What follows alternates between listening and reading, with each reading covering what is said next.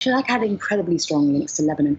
After the Civil War, which finished in 1990, the bloody 15-year Civil War, he was the first major Western leader to come to Lebanon in 1996 and made an official trip. He was very close friends with Rafiq Hariri, who was the prime minister credited with reuniting Lebanon at the end of the war. It's hard to overstate how important Rafiq Hariri is to the consciousness of the Lebanese, and as such, Chirac has that link as well.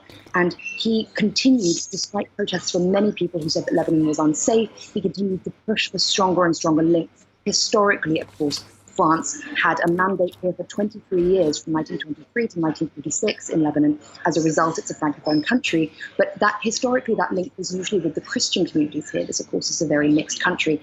And Chirac, what he did, he was the first person to say we should have links with all Lebanese. So he made very strong links with the Hariri family, who are Sunni. So that changed a lot of things for people. He also had repeated conferences here, despite security concerns, cultural conferences, economic conferences.